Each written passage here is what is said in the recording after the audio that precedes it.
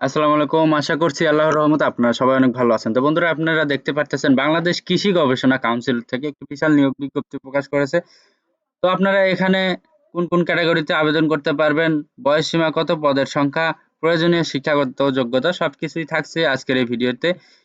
তো চলুন ভিডিওটি শুরু করা যাক। বাংলাদেশ কৃষি গবেষণা কাউন্সিলের রাজস্ব খাতভুক্ত নিম্নলিখিত শূন্যপদ সমস্যায় ও অস্থায়ী ভিত্তিতে পুনর্জন্য বাংলাদেশের নাগরিকের নিকট হতে আবেদনের জন্য দরখাস্ত করা হলো। এখানে ১ নাম্বার যে ক্যাটেগরিতে লোক নেবে এটা হচ্ছে প্রোগ্রামার।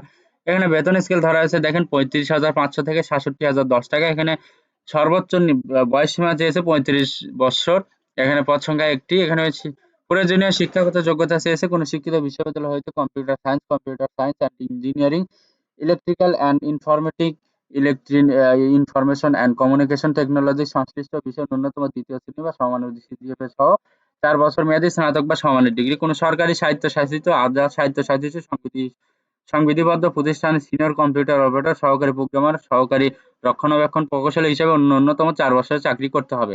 তো এখানে আপনারা সকল জেলা থেকে আবেদন করতে পারবেন। এরপরে দেখেন ২ নাম্বার যানবাহন পরিদর্শক। এখানে বেতন স্কেল ধরা আছে ১৬,০০০ থেকে ৩৮,৬৮০। এখানে বয়সসীমা সর্বোচ্চ ৩০ বছর। এখানে পদ সংখ্যা একটি।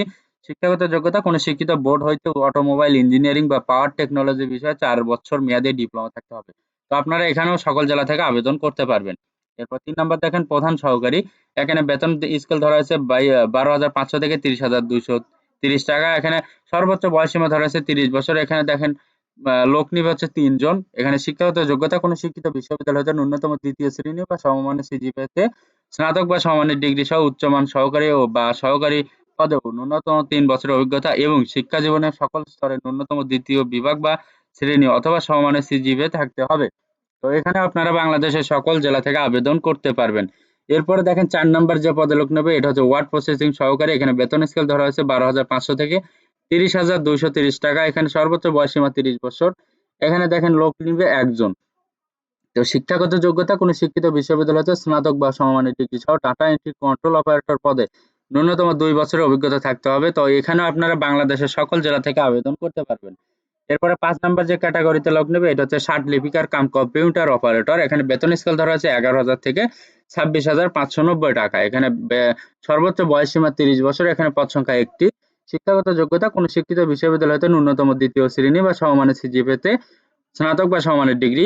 অবশ্যই তাকে কম্পিউটার চালানোর দক্ষতা থাকতে হবে এবং ষাট লিপি পরীক্ষায় ইংরেজিতে সর্বনিম্ন গতি প্রতি মিনিটে ৮০ শব্দ ও বাংলায় গতি প্রতি মিনিটে ৫০ শব্দ থাকতে হবে।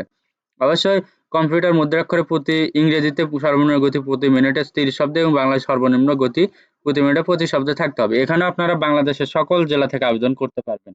এরপর ৬ নম্বর যেটা পদে লোক নিবে এটা হচ্ছে অডিটর। এখানে বেতন স্কেল ধরা হচ্ছে ১১,০০০ থেকে ২৬,৫৯০। এখানে বয়সসীমা ধরা আছে ৩০ বছর। এখানে শিক্ষাগত এখানে লোক নিবে ২ জনের। শিক্ষাগত যোগ্যতা কোনো শিক্ষিত বিশ্ববিদ্যালয় হতে বাণিজ্য ন্যূনতম ২য় শ্রেণি বা সমমানের সিজিপিএতে ও স্নাতক বা সমমানের ডিগ্রি। এখানে আপনারা বাংলাদেশের সকল জেলা থেকে আবেদন করতে পারবেন।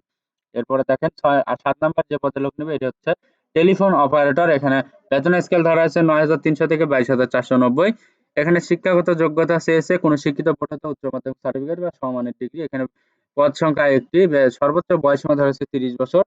তো এখানে দেখেন কিছু নির্দিষ্ট করে জেলার নাম দেওয়া আছে যে নরসিংদী, ফরিদপুর, গোপালগঞ্জ, মাদারীপুর, ময়মনসিংহ, জামালপুর, নেত্রকোনা, চাঁদপুর, কুমিল্লা, খাগড়াছড়ি, লক্ষ্মীপুর, নোয়াখালী, রাজশাহী, পাবনা, সিরাজগঞ্জ, নওগাঁ, নাটোর, চাঁপাইনবাবগঞ্জ, কুড়িগ্রাম, খুলনা, ঝিনাইদহ, সাতক্ষীরা, বরিশাল, বরগুনা জেলার প্রার্থীদের আবেদন করার কোনো প্রয়োজন নাই। তো তার মানে এই কয়েকটা জেলার লোকজন এই পদের জন্য আবেদন করার কোনো প্রয়োজন নাই। তবে এতিম এবং শারীরিক প্রতিবন্ধী কোটায় সকল জেলা থেকে আবেদন করতে পারবেন।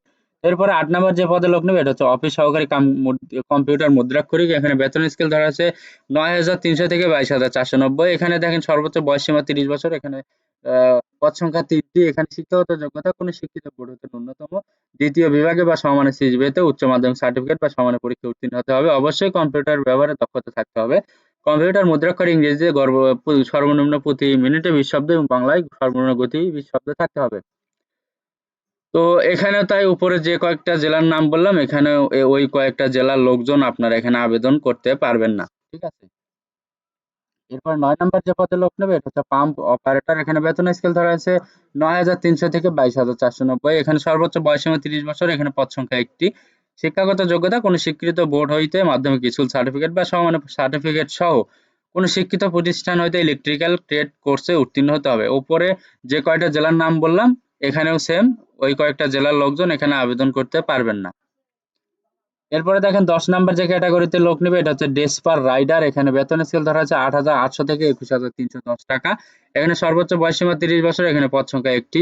শিক্ষাগত যোগ্যতা কোনো শিক্ষিত বোর্ড হতে মাধ্যমিক স্কুল সার্টিফিকেট বা সমানের সার্টিফিকেট এবং বৈধ ড্রাইভিং লাইসেন্স সহ মোটরসাইকেল চালানোয় পারদর্শী হতে হবে। তো এখানে আপনারা দেখতে পারতেছেন মুন্সিগঞ্জ, নরসিংদী, ফরিদপুর, মাদারীপুর, ময়মনসিংহ, চাঁদপুর, কুমিল্লা, নোয়াখালী, নীলফামারী, মাগুরা, নড়াইল, বরিশাল, ভোলা, পিরোজপুর জেলার প্রার্থীদের আবেদন করার কোনো প্রয়োজন নাই। ঠিক আছে? তো এখন আপনাদেরকে দেখাবো যে আপনারা এখানে অনলাইনের মাধ্যমে কিভাবে আবেদন করবেন। তো এখানে দেখতে পারতেছেন অনলাইনে এখানে আবেদন ইচ্ছুক প্রার্থীগণকে এখানে একটা লিঙ্ক দেওয়া আছে। এই লিঙ্কে ক্লিক করে আপনাদেরকে আবেদন করতে হবে।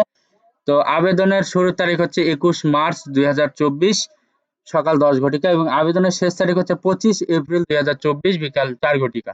তো আপনাকে এই সময়ের ভিতরে আবেদন করতে হবে। আবেদন করার ৭২ ঘন্টার ভেতরে আপনাকে পরীক্ষার ফি বাবদ যে টাকা সেটা দিতে হবে এবং আবেদনের পাশাপাশি আপনাকে ৩০০x৩০০ পিক্সেল একটি রঙিন ছবি এবং ৩০০x৮০ পিক্সেল একটি স্বাক্ষর আপলোড করতে হবে এবং আবেদন ফি বাবদ কত টাকা দিতে হবে এটা একটু আপনারা দেখেন।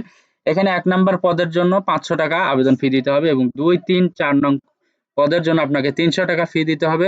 ৫ এবং ৬ নং পদের জন্য আপনাকে ২০০ টাকা ফি দিতে হবে। ৭, ৮, ৯ নাম্বার পদের জন্য আপনাকে ১০০ টাকা ফি দিতে হবে এবং ১০ নাম্বার পদের জন্য এখানে ৫০ টাকা ফি দিতে হবে। তো এই ফি গুলো দেওয়ার পরে আপনারা সেম ভাবে এসএমএস দিবেন। এখানে দেখেন এখানে দেওয়া আছে কিভাবে আপনাকে এসএমএস করতে হবে। এসএমএস করলে আপনাকে তারা একটি ইউজার আইডি এবং পাসওয়ার্ড দিয়ে দিবে।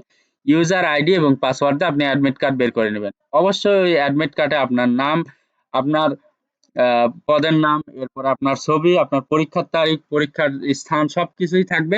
অবশ্যই ওই অ্যাডমিট কার্ডটি আপনার রঙিন প্রিন্ট করে বের করে নিবেন। ঠিক আছে? তো এখানে অনেকগুলা পদে লোক নেওয়া হবে। এখানে আপনারা আবেদন করতে পারবেন। যদি শিক্ষাগত যোগ্যতা মিলে অবশ্যই আপনারা এখানে আবেদন করবেন। তো সবার জন্য অনেক অনেক শুভকামনা। সবাই ভালো থাকবেন, সুস্থ থাকবেন এবং অবশ্যই আমার এই ইউটিউব চ্যানেলটি আনলিমিটেড জব ইনফো ভিডিও অবশ্যই চ্যানেলটি সাবস্ক্রাইব করে রাখবেন এবং ভিডিওটি ভালো লাগলে অবশ্যই লাইক এবং শেয়ার করে রাখবেন। তো সবাই সবার জন্য অনেক অনেক দোয়া ও ভালোবাসা রইলো। আল্লাহ হাফেজ। Thanks for watching. Please like, share, subscribe.